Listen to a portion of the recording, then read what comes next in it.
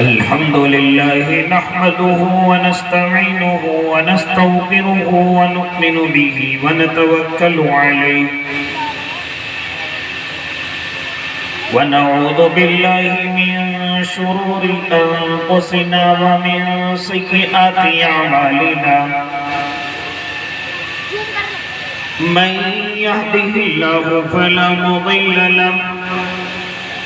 ومن يضلله فلا هادي له ونشهد أن لا إله إلا الله وحده لا شريك له ونشهد أن سيدنا وحبيبنا وشفيعنا وسندنا ومولانا محمد أرسله بالحق بشيرا ونذيرا وداعيا إلى الله بإذنه وسراجا منيرا وصلى الله تعالى على خير خلقه محمد وعلى آله وأصحابه وأزواجه وذرياته وسلم تسليما كثيرا كثيرا أما بعد فأعوذ بالله من الشيطان الرجيم بسم الله الرحمن الرحيم ألف لام ميم ذلك الكتاب لا ريب فيه هدى للمتقين الذين يؤمنون بالغيب ويقيمون الصلاة ومما رزقناهم ينفقون وقال تعالى إن هذا القرآن يهدي للتي هي أقوم وقال النبي صلى الله عليه وسلم ليس منا من لم يتغن بالقرآن صدق الله العظيم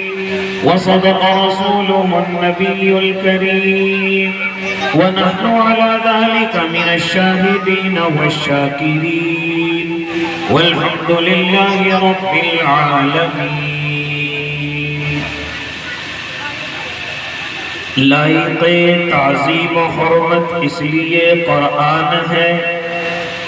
خالق ارض و سما کا آخری فرمان ہے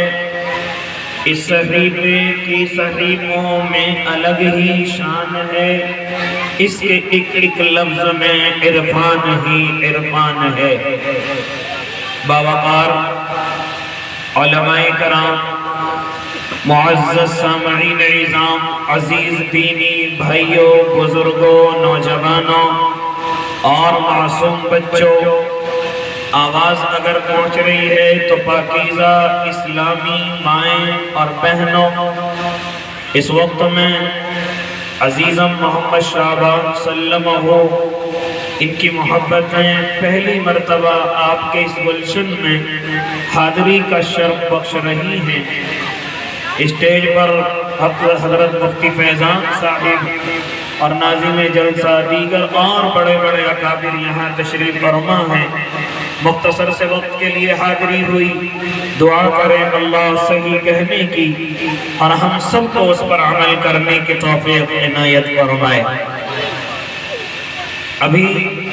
یہ خوشخبری اس ادارے کے تعلق سے ناظم جلسہ نے مجھے بتلائی کہ ہمارے یہاں صبح الحمدللہ بچوں کا مسابقۃ القرآن کریم و تجوید الحمدللہ یہاں پر رونما ہوا اور ہمارے اکثر طلبہ اس میں بڑی کامیابی حاصل کیے ہوئے ہیں جن کے انعامات آپ حضرات کے سامنے ہیں دعا کرتا ہوں اللہ رب العزت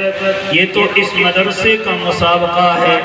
اللہ جب ہمارے اس ضلع کا یا صوبے کا یا پورے ملک کا یا پوری دنیا کا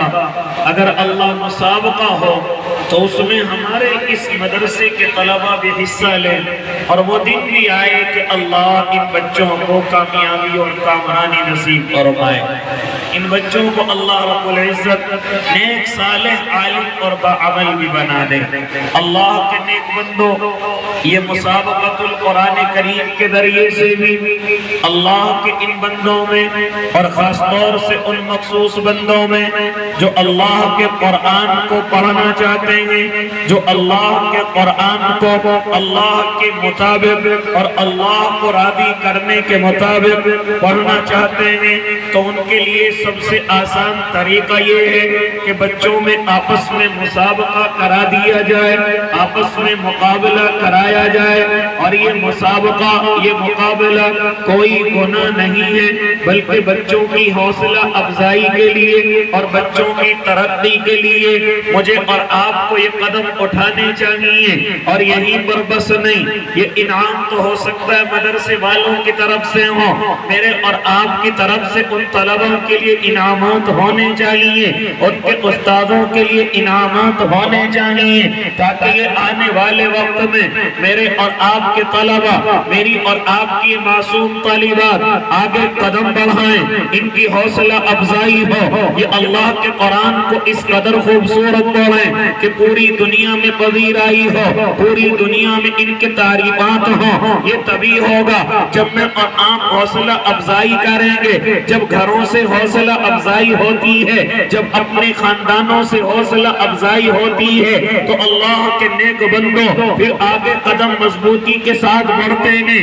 قدموں کی لڑکھڑاہٹ قدم ختم ہوتی ہے، یہاں تک کہ ہچکچاہٹ ختم ہوتی ہے. یہ میں اپنی طرف سے نہیں بلکہ قرآن مقدس کو بھی آپ سنیں گے تو اللہ قرآن میں بھی یہی کہتا ہوا نظر آئے گا، فَاسْتَبِقُوا الْخَيْرَاتِ. اور لوگوں نیک کاموں میں مسابقے کیا کرو، نیک کاموں میں آپس میں مقابلے کیا کرو. یہ جو تم دنیا کے کاموں میں مقابلے کرتے ہو، یہ تمہاری بربادی کی علامت ہے، یہ تمہاری اللہ سے دوری کی علامت ہے. تم الٹا کرتے ہو، تم اس کے برعکس کرتے ہو. تم مقابلے تو کرتے ہو لیکن دنیاوی معاملات میں کرتے ہو، دنیا کی رعنائیوں کے لیے کرتے ہو، دنیا میں اپنا نام بڑا ہو جائے اس کے لیے تم مسابقے کرتے ہو. تم خیر کے کاموں کے لیے مسابقے نہیں کرتے، تم خیر کے کاموں کے مقابلے نہیں کرتے. تم مقابلے کس طرح کرتے ہو؟ بیاہ اور شادیوں کے مقابلے، مکانوں کے مقابلے، لڑائی اور جھگڑوں کے مقابلے،